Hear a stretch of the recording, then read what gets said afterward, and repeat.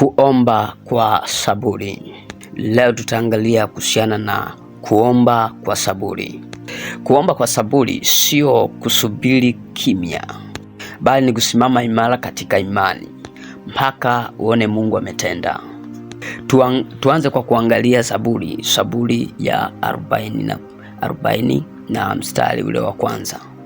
Biblia inasema, nalimngoja Bwana kwa saburi, akaniinamia, akakisikia kilio changu. Hii ni tafasiri ya Biblia ambao wengi wamekuwa nazo. Tuangalie na tafasiri ya habari njema inasemaje kwenye mstari huu. Nalimngojea Mwenyezi Mungu kwa uvumilivu, akanielekea na kukisikia kilio changu. Bwana Yesu asifiwe sana. Hii ni Zaburi ambayo imeonyesha hivi, na mimi kichwa kinazungumza kwamba nguvu ya kuomba kwa saburi. Tumeona kwenye tafasiri ya Biblia ya habari njema, ile saburi amezungumzia ni kama uvumilivu, kwamba alisubiria kwa uvumilivu. Watu wengi wanajua kuomba, lakini ni wachache wanaojua kuendelea kuomba, na hii inatokea baada ya kuwa majibu yamechelewa. Anashindwa kuendelea kuomba kwa sababu majibu yamechelewa. Jambo lingine linalosababisha watu wasiwe na ile uvumilivu wa kuendelea kuomba ni shinikizo la maisha. Maisha yanawafanya wasiendelee kuomba. Wakati mwingine naweza mtu akawa yuko bize kweli kupita kiasi, kwa ule muda wa kuchukua muda mrefu wa kuendelea kuomba pamoja na mambo yake mengine anayofanya. Kwa maisha yanakula kiroho chake, maisha yanakula ndani yake. Anasikia kabisa ile nguvu ya kuomba inakosekana. Kwa nini? Kwa sababu ya ule msongo wa kimaisha, kwa anakuwa yuko bize kupambana na masuala ya kiuchumi. Kwa kuomba inakuwa kitu cha ziada, na kwa ule mzigo unakufa kabisa. Kwa hiyo haendelei kuomba. Lakini jambo lingine ambalo linaweza kusababisha watu wasiendelee kuomba ni maneno ya watu. Watu wanaweza wakamkatisha tamaa. Watu wanaweza wakazungumza kwamba angalia, tangu alipoomba hamna kitu ambacho kimetendeka.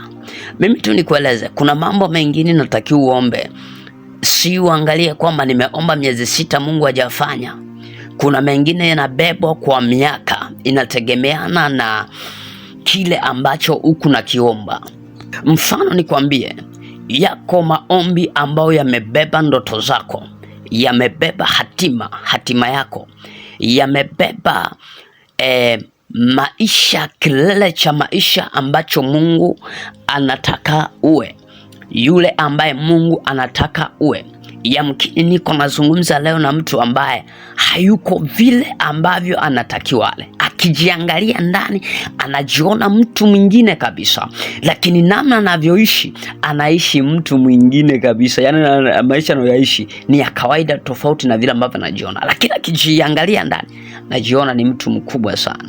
Lakini sasa maisha ambayo anaishi maisha ya kawaida kabisa, yani ya kawaida kabisa. Hata jamii namuona kwa namna kawaida kabisa. Yeye ndani anajiona vingine, jamii namuona vingine, na maisha anaishi mengine. Bwana Yesu asifiwe sana. Kwa hiyo pia inaweza ikamkwamisha mtu asiendelee. Bwana Yesu asifiwe. Lakini Biblia inatufundisha kuwa majibu makubwa huzaliwa kwenye saburi au kwenye uvumilivu ambao ni mkubwa. Bwana Yesu asifiwe sana. Tunapozungumzia kuomba kwa saburi, hasa labda nieleze tuna maana gani tunapozungumzia kuomba kwa saburi. Kuomba kwa saburi ni kuomba hata unapoona hakuna dalili ya majibu. Jambo la pili ni kuomba hata unapoona umechoka kabisa, unaendelea kuomba, wachi. Jambo la tatu ni kuomba bila kubadilisha imani. Imani yako inakuwa pale pale. Tuangalie kwenye kitabu cha Wakolosai Wakolosai mlango wa 4 mstari wa 2. Wakolosai mlango wa 4 mstari wa 2. Biblia inasema, dumuni sana katika kuomba, mkikesha katika kuomba huku na kushukuru. Tuangalie pia kwenye tafasiri ya habari njema. Inasema, dumuni katika sala, na mnaposali mwe waangalifu, mkimshukuru Mungu. Bwana Yesu asifiwe sana. Hizo ndizo tafasiri za aina mbili, au kitabu cha habari njema na kitabu cha kawaida ambacho kinatumiwa na wengi. Biblia takatifu inatumiwa na wengi. Kwa anazungumzia kwenye habari ya kudumu katika kukesha. Anazungumzia kwenye kudumu katika kuomba.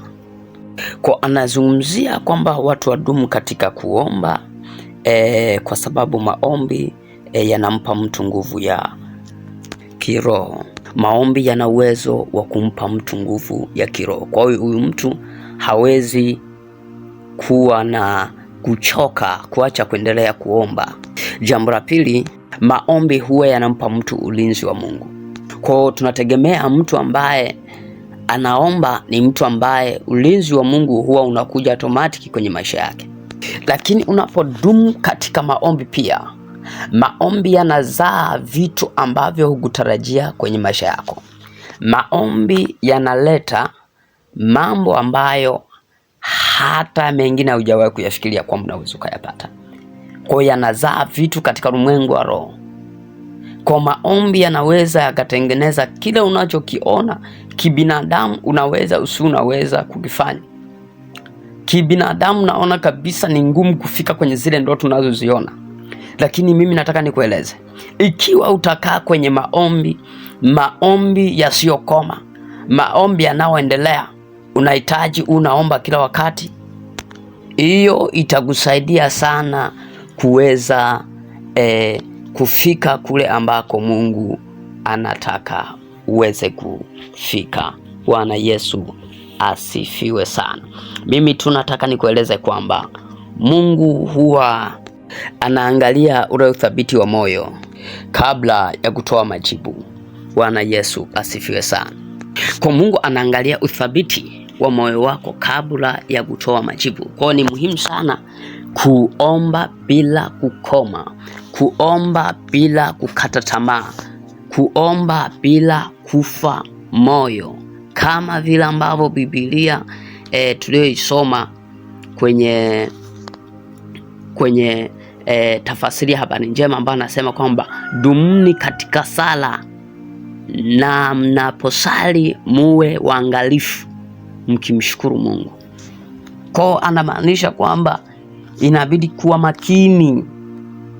Tuendelee kusali lakini tuwe makini na tudumu. Anapozungumzia habari ya kudumu, maana yake endelea kuomba, yawe ni maisha hadi yale ambayo yanatakiwa atokee kwenye maisha yako atokee. Bwana Yesu asifiwe sana.